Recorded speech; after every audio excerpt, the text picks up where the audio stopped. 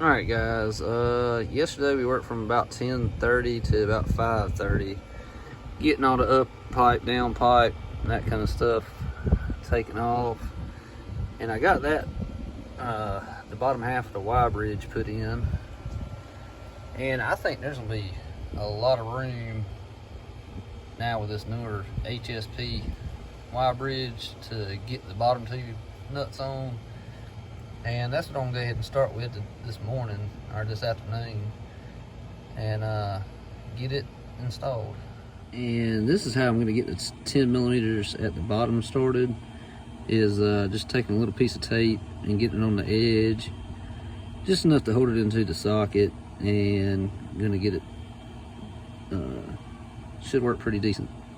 And what I did is I pushed this fuel line towards the cab and barely got my 10 millimeter up there and just started spinning it. Kind of got close to being tight, and before I tightened it down, I went ahead and put these on this side just to make sure the alignment's pretty decent. And I want to tighten those up a little bit and then finish and tightening this one before I pull that setup out. All right. Another option is to take the nut and put it on the end of a magnet just to get it up there and started. That's what I had to do on the one on the fuel rail side, and it's kind of iffy, but I mean that's what I had to do. Okay, to be 100% transparent, I used a magnet on this side just to get it started, and then ran my flexible 10 millimeter, or yeah, flexible 10 millimeter through here and tighten it down. On this side, I just used a flexible 10 millimeter and a piece of tape, and that seemed to work best on this side because there's a lot more room.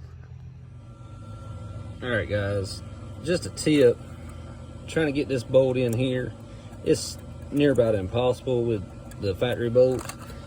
I ran to Advance and bought this set here, and they're only about a 1/4 inch shorter than the factory bolts.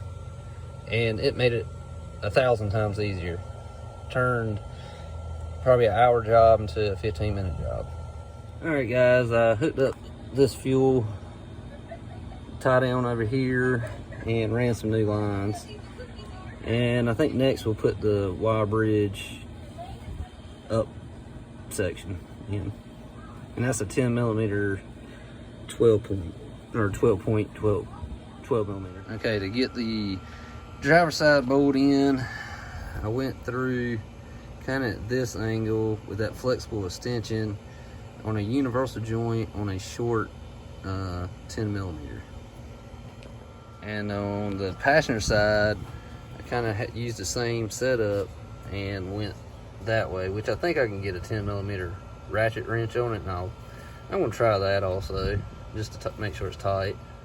Okay, on the passenger side, you can definitely get a 10 millimeter ratchet wrench on it.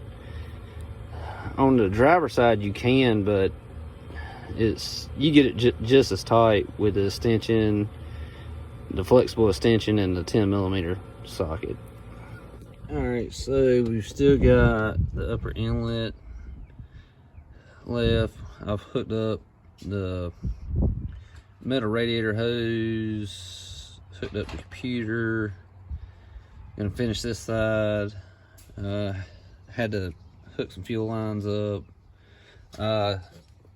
Note, the one in front of the Y bridge goes to this first one that's down, and then the second one ties into a T on this side of the motor. So you have one in front of the Y bridge that goes to this first fuel line, and then the second fuel line goes to a T over here.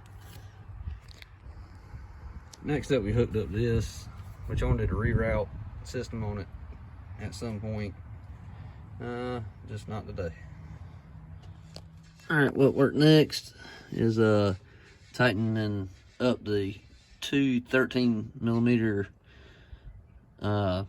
transmission dipstick bracket bolts or nuts, and they're 13 millimeter.